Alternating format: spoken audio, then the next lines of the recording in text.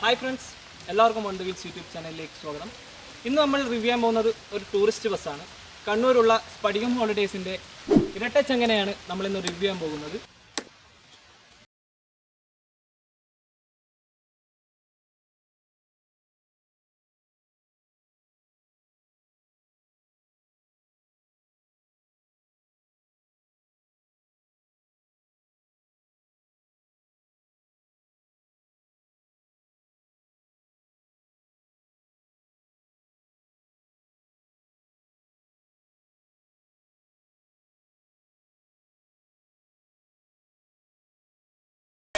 SM Kannappa Prakash road lines 2010 Z1 പുറത്തിറക്കുന്നത്. Launching time P8000 Z1 BMR എന്നായിരുന്നു പ്രകാശ് നൽകിയ നാമം. പക്ഷേ കേരളത്തിലെ ആരാധകർ ഈ മോഡലിനെ സെഡോൺ എന്നാണ് വിളിക്കുന്നത്. Z1ൻ്റെ ഏറ്റവും അട്രാക്റ്റീവ് തിങ് എന്ന് പറയുന്നത് ഇതിൻ്റെ ഈ പ്രൊജക്ടർ ഹെഡ്ലാമ്പ് തന്നെയാണ്. ആദ്യ കാലഘട്ടങ്ങളിൽ ഈ ഒരു കൗൾ ഡിസൈൻ തന്നെയായിരുന്നു, പക്ഷേ ഈ ഒരു ഹെഡ്ലാമ്പ് ഉണ്ടായിരുന്നില്ല. അപ്പോൾ ഡ്രൈവേഴ്സിന് നൈറ്റ് വിസിബിലിറ്റി ഇഷ്യൂസ് വന്നപ്പോഴാണ് ഈ കൗൾ ഡിസൈനിൽ ചെറിയ മാറ്റങ്ങൾ വരുത്തി ഈ ഒരു ചെറിയൊരു ലാമ്പ് അഡീഷണലായിട്ട് ആഡ് ചെയ്യുന്നത്. കൂടാതെ തന്നെ ഈ ഒരു ഡിസൈനിലുള്ള ഹെഡ് ലാമ്പുമല്ല തുടക്ക കാലഘട്ടത്തിൽ ഉണ്ടായിരുന്നത്. ചെറിയൊരു വ്യത്യാസമുണ്ട്. ഈ ഒരു പെർഫെക്ഷൻ അന്നത്തെ ഹെഡ്ലൈറ്റുകൾക്ക് ഉണ്ടായിരുന്നില്ല. നമുക്ക് ഫോഗ് ലാമ്പിനെ പറ്റി പറയുന്നുണ്ടെങ്കിൽ ഇത് പഴയ സീരീസ് ഫോഗ് ലാമ്പ് ഡിസൈനാണ്. ഇപ്പോൾ ലേറ്റസ്റ്റ് വരുന്ന കൗൾ ഡിസൈനിലൊക്കെ ഈ ടൈപ്പ് റൗണ്ട് ഫോഗ് ലാമ്പുകളാണ് വരുന്നത്. നല്ല മഴയാണ്, അപ്പോൾ സൗണ്ട് ക്വാളിറ്റിയിൽ എന്തെങ്കിലും ഇഷ്യൂസ് ഉണ്ടെങ്കിൽ ക്ഷമിക്കുക എന്ന് പറയാം. ഇത് സെഡോണിൽ മാത്രം കണ്ടുവരുന്ന ഒരു പ്രത്യേകതരം തുമ്പിക്കൈ കൊമ്പ് എന്നൊക്കെ നമുക്ക് പറയാം. സാധാരണ വെഗ മോഡലിലൊക്കെ വരുന്നത് ഫ്ലാറ്റ് ടൈപ്പാണ്, ഈ ഒരു ഡിസൈൻ അല്ല വരുന്നത്. അപ്പോൾ ഈ വാഹനത്തിൻ്റെ പ്രധാന സവിശേഷത ഈ ലൈവറി ഡിസൈനാണ്. ഇത് വരഞ്ഞിരിക്കുന്നത് എയർ ബ്രഷ് ആർട്ടിസ്റ്റായ മിനി രാജുവാണ്. അപ്പോൾ ഇത് ഫുള്ളി സ്റ്റിക്കർ വർക്കൊന്നല്ല, ഇത് ഫുള്ളായിട്ട് എയർ ബ്രഷിൽ വരഞ്ഞുണ്ടാക്കിയിട്ടുള്ള ഒരു പെയിൻറ്റിംഗ് ആണ്. ഇപ്പോൾ പുതിയ വണ്ടികളിലൊക്കെ ഈ പോർഷനെ ഗാർഡ് റെയിൽ എന്നാണ് വിളിക്കുന്നത്. കാരണം ഒരു ഗ്ലാസ്സിനുള്ളൊരു സെക്യൂരിറ്റി എന്നതിലുപരി പാസഞ്ചേഴ്സിനുള്ള ഒരു സേഫ്റ്റി കൂടിയാണ് ഈ ഗാർഡ് റെയിൽ കൊണ്ട് ഉദ്ദേശിക്കുന്നത്. അപ്പോൾ ഇവിടെ തന്നെ മെൻഷൻ ചെയ്തിട്ടുണ്ട് എമർജൻസി എക്സിറ്റ് ആണ്. ഇപ്പോൾ ഇതിൻ്റെ ഇൻറ്റീരിയർ പോർഷനിൽ ഇതിനുള്ള ഹാമറൊക്കെ കൊടുത്തിട്ടുണ്ട്. എമർജൻസി സിറ്റുവേഷൻസ് ഒക്കെ വരുമ്പോൾ നമുക്ക് ഗ്ലാസ് ബ്രേക്ക് ചെയ്ത് പുറത്ത് കടക്കാവുന്നതാണ്. വേറൊരു എമർജൻസി എക്സിറ്റ് കൂടിയുണ്ട്. ഇതും ഉള്ളിൽ നിന്നും പുറത്തു നിന്നും നമുക്ക് തുറക്കാം. ഉള്ളിൽ നിന്ന് തുറക്കുന്നുണ്ടെങ്കിൽ വേറെ പ്രത്യേകിച്ച് പ്രശ്നങ്ങളൊന്നുമില്ല, നമുക്ക് ഡയറക്റ്റ് തുറക്കാം. പുറത്തു നിന്നാണെങ്കിൽ ഈ ഗ്ലാസ് ബ്രേക്ക് ചെയ്തിട്ട് വേണം തുറക്കാൻ. കൂടാതെ തന്നെ ഇവിടെ നമുക്ക് സ്റ്റെപ്സും ഒക്കെ ഉണ്ട്, കയറാനും ഇറങ്ങാനും ആവശ്യത്തിന് സ്റ്റെപ്സും കാര്യങ്ങളൊക്കെ ഉണ്ട്. അപ്പോൾ ഇതാണ് സെഡോണിൻ്റെ റിയർ പോർഷൻ. ഇവിടെ നമുക്ക് പ്രകാശിൻ്റെ ഒരു ബാഡ്ജിങ് നൽകിയിട്ടുണ്ട്. അപ്പോൾ ഇതാണ് പിന്നിലെ സ്റ്റോറേജ് സ്പേസ് ആണ്. അപ്പോൾ ഇതിൽ നമുക്ക് അത്യാവശ്യം ലഗേജും കാര്യങ്ങളൊക്കെ സൂക്ഷിക്കാം. പിന്നെ ഈ ഏണി ഇത്രയും ഉണ്ടാവും, ബാക്കി ഇതിൻ്റെ ഒരു പ്രൊജക്ഷൻ ഇതിൻ്റെ ഉള്ളിൽ നമുക്ക് സൂക്ഷിക്കാൻ പറ്റും. കാരണം ഈ ലഗേജ് ബോക്സ് നമുക്ക് തുറക്കുമ്പോൾ പ്രശ്നങ്ങളൊന്നും ഉണ്ടാകാതിരിക്കാൻ വേണ്ടിയിട്ടാണ് ഇവിടെ കട്ട് ചെയ്തിരിക്കുന്നത്. ആദ്യകാല വണ്ടികളിൽ ഫുൾ ടൈപ്പ് ആയിരുന്നു, അതായത് നമ്മുടെ കാറിനൊക്കെ വരുന്ന ടൈപ്പ് ടെയിൽ ലാംപ്സ് ആണ് ഉണ്ടായിരുന്നത്. ഇപ്പോൾ അത് മാറി സ്പ്ലിറ്റഡ് ടൈപ്പ് കൊടുത്തിട്ടുണ്ട്. ഓപ്ഷനിലാണ്, നിങ്ങൾക്ക് വേണമെങ്കിൽ ആ ഒരു LED ലൈറ്റും ഫുള്ളി LED ലൈറ്റും വെക്കാൻ സാധിക്കും. പക്ഷെ അത് കുറച്ച് കോസ്റ്റും പിന്നെ പെട്ടെന്ന് അത് മങ്ങിപ്പോകുന്നത് കൊണ്ട് ഇപ്പോൾ എല്ലാവരും ഈ ഒരു ടൈപ്പാണ് ചെയ്യുന്നത്. ഈ ഒരു പോർഷനിൽ, അതായത് കൈയെത്തുന്നില്ല, ഈ ഒരു പോർഷനിൽ ആദ്യം LED സ്ട്രിപ്പ് ലൈറ്റ് വെക്കുന്ന ഒരു പോർഷനായിരുന്നു. ഇപ്പോൾ അതൊന്നും ഇപ്പോൾ കാണുന്നില്ല. രണ്ട് സൈഡിലും ഒരേ ടൈപ്പ് പെയിൻറ് വർക്കല്ല ഉള്ളത്. ആ സൈഡ് വേറെയാണ്, ഈ സൈഡ് വേറെയാണ്. രണ്ട് സൈഡും നല്ല പെർഫെക്റ്റ് ആയിട്ട് തന്നെ പെയിൻറ് വർക്കുകൾ ചെയ്തിട്ടുണ്ട്. മോഹൻലാൽ ആയിക്കോട്ടെ, മമ്മൂട്ടി ആയിക്കോട്ടെ, ബിജു മേനോൻ ആയിക്കോട്ടെ, പൃഥ്വിരാജ് ആയിക്കോട്ടെ, നമുക്ക് ശരിക്കും പറഞ്ഞു കഴിഞ്ഞാൽ ഇത് നേരിട്ട് കാണുന്ന ആ ഒരു ഫീൽ തന്നെ അദ്ദേഹത്തിൻ്റെ ആ ഒരു വർക്കിൽ നമുക്ക് കാണാൻ സാധിക്കും. മറ്റുള്ള വണ്ടികളെ അപേക്ഷിച്ചിട്ട്, അതായത് വെഗ ആയിക്കോട്ടെ, BV മാക്സിമം, അങ്ങനെ ഏത് വണ്ടി ആയിക്കോട്ടെ, സെഡോണിന് ഈ ഒരു ഹൈറ്റ് എപ്പോഴും കൂടുതലായിരിക്കും. ഏകദേശം ഒരു 14 സെൻറ്റിമീറ്ററിൻ്റെ ഹൈറ്റ് ഡിഫറൻസ് ഈ പോർഷനിൽ നമുക്ക് കാണാൻ സാധിക്കും. അപ്പോൾ ഈ ഒരു ഹൈറ്റ് ഡിഫറൻസ് കൊണ്ട് തന്നെ ഓൾ ഓവർ ഹൈറ്റും കൂടുതലാണ്, ഏകദേശം 5 ഇഞ്ച്, അതായത് ഏകദേശം ഒരു 12 സെൻറ്റിമീറ്ററോളം മറ്റുള്ള വണ്ടികളെ അപേക്ഷിച്ചിട്ട് സെഡോണിന് ഹൈറ്റ് കൂടുതലായിരിക്കും. പ്രധാനമായിട്ടും സെഡോണിന് ഈ ഒരു ഹൈറ്റ് ഡിഫറൻസേ പ്രധാനമായിട്ട് പറയാനുള്ളൂ. ഈ സ്ലൈഡിംഗ് ഗ്ലാസ് ആയിക്കോട്ടെ, മുകളിൽ കാണുന്ന ക്വാർട്ടർ ഗ്ലാസ് ആയിക്കോട്ടെ, എല്ലാ പ്രകാശ വണ്ടികൾക്കും സെയിം തന്നെയാണ്, അതിലൊരു വ്യത്യാസമൊന്നുമില്ല. ഈ ഒരു ഹൈറ്റ് ഡിഫറൻസ് ആണ് പ്രധാനമായിട്ടും എടുത്തു പറയേണ്ടത്. അപ്പോൾ ഇവിടെ 3 ലഗേജ് കാരിയർ വെച്ചിട്ടുണ്ട്. അപ്പോൾ ഒന്ന് സ്പെയർ വീലും ഒന്ന് നമുക്ക് ലഗേജും കാര്യങ്ങളൊക്കെ സ്റ്റോർ ചെയ്ത് വെക്കാം. ഇത് ബാറ്ററി ബോക്സാണ്, ബാറ്ററി ഇൻവേർട്ടറൊക്കെ നമ്മൾ ഇതിലാണ് സൂക്ഷിക്കുന്നത്. നമ്മുടെ ഈ ഒരു റിയർ പോർഷനിൽ നിന്നുള്ള ഹൈറ്റ് അല്ല നമ്മൾ ഈ ഫ്രണ്ട് പോർഷനിലേക്ക് വരുമ്പോൾ ഉണ്ടാവുക. കാരണം അവിടെ തൊട്ട് ഇവിടെ വരെ സ്ട്രെയിറ്റ് ആയിട്ട് വരികയും ഫ്രണ്ട് പാസഞ്ചർ ഡോറിൻ്റെ വശത്ത് നിന്ന് സ്ലൈറ്റായിട്ടൊരു ബെൻഡ് വരുന്നുണ്ട്. കാരണം ഫ്രണ്ട് ഗ്ലാസിൻ്റെ ഹൈറ്റ് അഡ്ജസ്റ്റ് ചെയ്യാൻ വേണ്ടിയിട്ടാണ് ഈ ഒരു ബെൻഡ് കൊടുത്തിട്ടുള്ളത്. കൂടാതെ നല്ലൊരു ഈ വണ്ടിയുടെ ബോഡിക്ക് ഹൈറ്റ് കൂടുതലായതുകൊണ്ട് തന്നെ നല്ലൊരു എയറോഡൈനാമിക് ഫ്ലോ കിട്ടാനും കൂടി വേണ്ടിയിട്ടാണ് ഇത് ചെയ്തിരിക്കുന്നത്.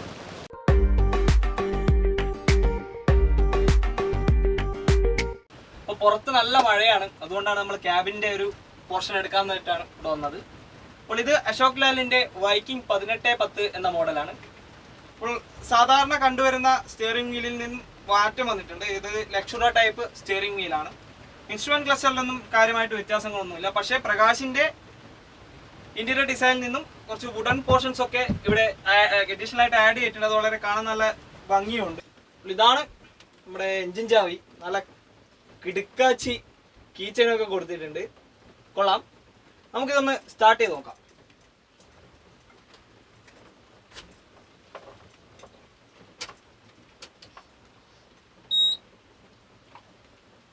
ഇപ്പോൾ പുതിയ സെൻസർ വണ്ടികളൊന്നും നമ്മൾ പണ്ടത്തെ വണ്ടികൾ എന്നുള്ള കൈയോടെ അങ്ങ് സ്റ്റാർട്ട് ചെയ്യാൻ പാടില്ല. ഇതിന് കുറച്ച് ചെറിയൊരു സമയം നമ്മൾ കൊടുക്കണം. ഇതിൻ്റെ ഇലക്ട്രോണിക് സിസ്റ്റംസ് ഒക്കെ ഒന്ന് റെഡി ആകുന്നതിന് ഒരു 10 സെക്കൻഡ് 20 സെക്കൻഡോളം നമ്മൾ ആദ്യം ഒന്ന് വെയിറ്റ് ചെയ്യണം. എന്നിട്ട് നമ്മൾ സ്റ്റാർട്ട് ചെയ്യാൻ പാടുള്ളൂ. സെൻസർ വണ്ടികൾ, അതായത് BS4 വാഹനങ്ങൾ ഉപയോഗിക്കുമ്പോൾ ശ്രദ്ധിക്കേണ്ട കാര്യങ്ങളെ പറ്റി ഞാൻ 2-3 വീഡിയോകൾ ചെയ്തിട്ടുണ്ട്. അതിൻ്റെ ലിങ്ക് ഞാൻ ഡിസ്ക്രിപ്ഷനിൽ കൊടുക്കാം, നിങ്ങളൊന്ന് കണ്ടു നോക്കുക. അപ്പോൾ നമുക്കിതൊന്ന് നമ്മൾ പറഞ്ഞ ഒരു 20 സെക്കൻഡോളം ആയിട്ടുണ്ട്. നമുക്കിന്ന് സ്റ്റാർട്ട് ചെയ്ത് നോക്കാം.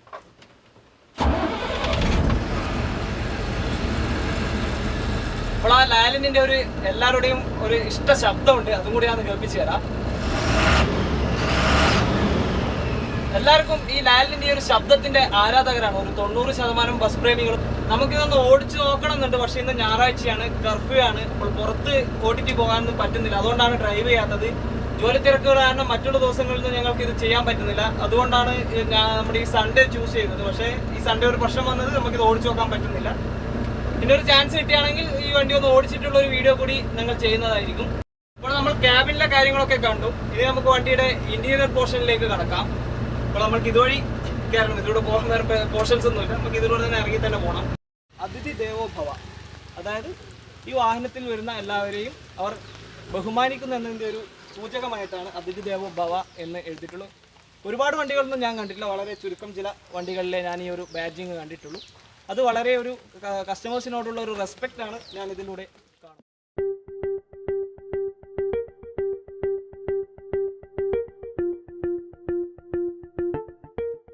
അപ്പോൾ നമ്മൾ എക്സ്റ്റീരിയർ പോർഷൻസ് ഒക്കെ കണ്ടു കഴിഞ്ഞു. ഇനി നമുക്ക് ഇന്റീരിയറിലേക്ക് കടക്കാം.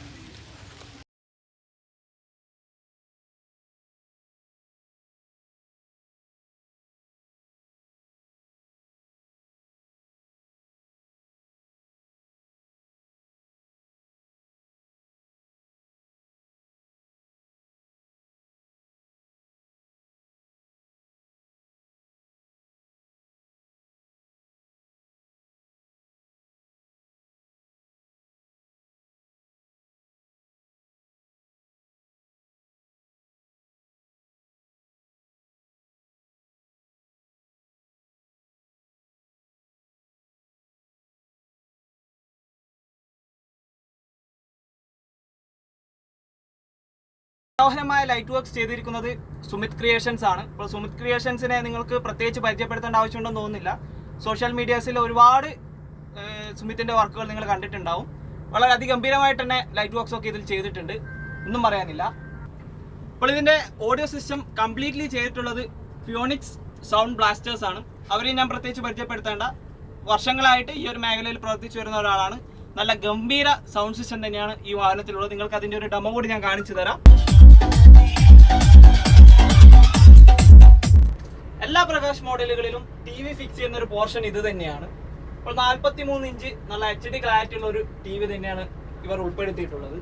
അപ്പോൾ ഇത്രയും ദൂരം ഒരു വിസിബിലിറ്റി ഇഷ്യൂസ് എപ്പോഴും ഉണ്ടാകുന്നു. പണ്ടൊക്കെ നമ്മൾ ഒരു ടൂർ പോകുമ്പോൾ ഒരു സിനിമയെല്ലാം വെച്ച് കഴിഞ്ഞാൽ ബാക്കിലുള്ളവർക്ക് കാണാൻ അത്ര ഒരു ക്ലിയർ ഉണ്ടാവില്ല.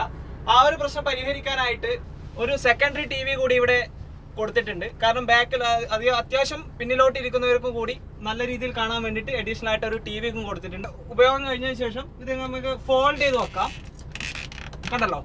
Z1 മോഡലിന് പ്രകാശ് പ്രത്യേകിച്ചിട്ട് സീറ്റൊന്നും പുതുതായിട്ട് ഡിസൈൻ ചെയ്തിട്ടില്ല. എല്ലാ 49 സീറ്റിംഗ് കാറ്റഗറിയിൽ വരുന്ന വാഹനങ്ങൾക്കുള്ള സെയിം സീറ്റ് തന്നെയാണ് ഇവിടെയും പ്രകാശ് കൊടുത്തിട്ടുള്ളത്. ഓൾ ഓവർ വിഡ്ത്ത് നോക്കിക്കഴിഞ്ഞാലും സെയിം തന്നെയാണ്. അതിലൊന്നും യാതൊരു വ്യത്യാസങ്ങളുമില്ല.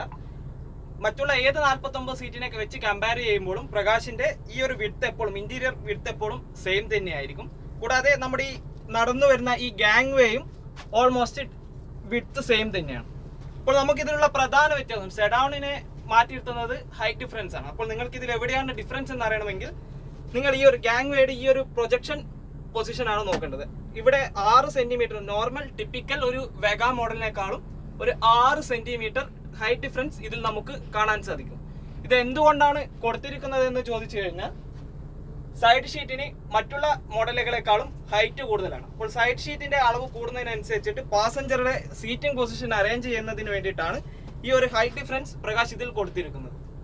അപ്പോൾ ഹൈറ്റ് ഡിഫറൻസ് ആണ് സെഡോണിന്റെ സ്പെഷ്യാലിറ്റി. അപ്പോൾ അതിൽ നമ്മൾ ഹൈറ്റ് ഡിഫറൻസ് മെൻഷൻ ചെയ്യുമ്പോൾ ഏറ്റവും എടുത്തു പറയേണ്ട കാര്യമാണ് ഈ ഒരു ഹൈറ്റ് ഡിഫറൻസ്.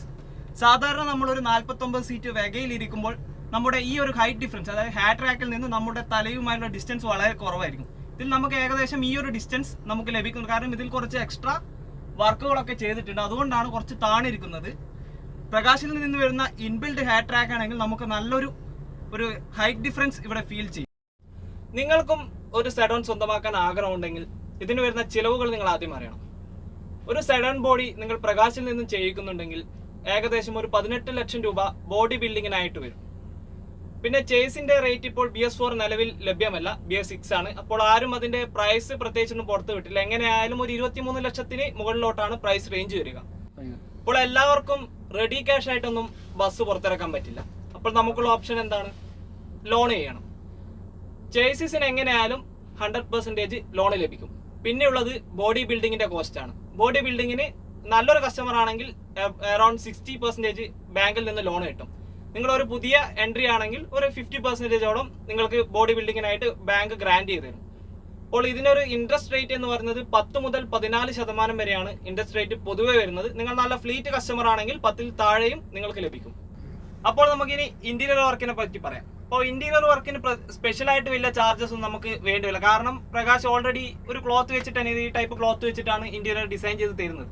അപ്പോൾ അഡീഷണൽ ആയിട്ട് നമുക്ക് എന്തെങ്കിലും ചെയ്യണമെന്നുണ്ടെങ്കിൽ അതിന്റെ ഒരു കോസ്റ്റ് വരും. അത് പൊതുവെ ഞാൻ റെക്കമെൻഡ് ചെയ്യുന്നില്ല, കാരണം പ്രകാശ് നല്ല രീതിയിൽ തന്നെ ബോഡി ചെയ്ത് തരുന്നുണ്ട്. പിന്നെ അടുത്തത് പറയുകയാണെങ്കിൽ ഇലക്ട്രിക്കൽ, അതായത് ലൈറ്റ് വർക്ക്സ്.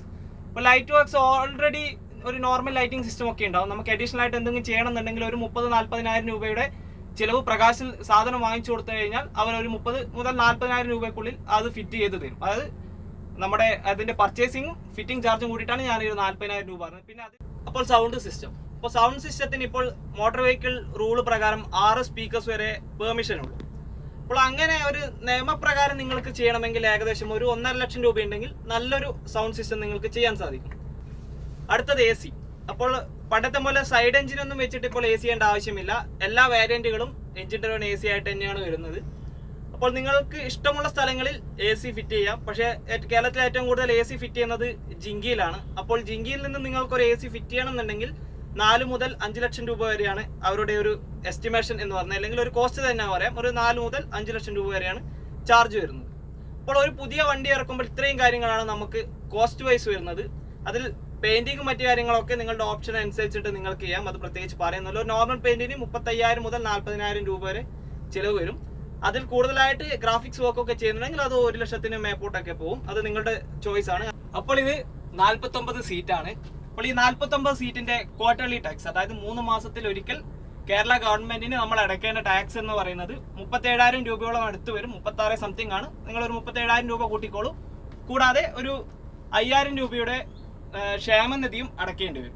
അഥവാ ഇത് നോർമൽ സീറ്റാണ്. അഥവാ നിങ്ങൾ യൂസ് ചെയ്യുന്നത് പുഷ് ബാക്ക് സീറ്റ് ആണെങ്കിൽ ഒരു സീറ്റിന് 1000 രൂപ വെച്ചിട്ട് 49,000 രൂപ ക്വാർട്ടർലി ടാക്സ് ഉണ്ടാവും.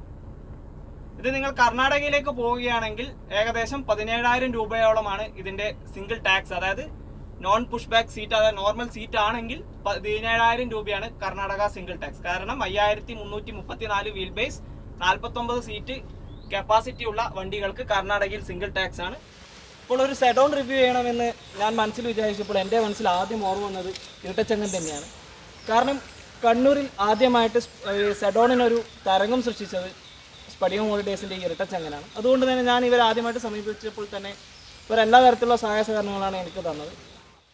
അപ്പോൾ നിങ്ങൾക്ക് കണ്ണൂരിൽ യാത്രാപരമായിട്ട് എന്തെങ്കിലും ആവശ്യങ്ങളുണ്ടെങ്കിൽ സ്പടികം ഹോളിഡേയ്സിനെ സമീപിക്കാവുന്നതാണ്. ഞാൻ അവരുടെ നമ്പർ ഡിസ്ക്രിപ്ഷനിൽ കൊടുക്കുന്നുണ്ട്. അപ്പോൾ ഇരട്ടച്ചങ്ങിൻ്റെ റിവ്യൂ എല്ലാവർക്കും ഇഷ്ടപ്പെട്ടെന്ന് കരുതുന്നു. വാഹന രംഗത്തെ മറ്റു പുത്തൻ വിശേഷങ്ങളായിട്ട് അടുത്ത വീഡിയോയിൽ കാണാം.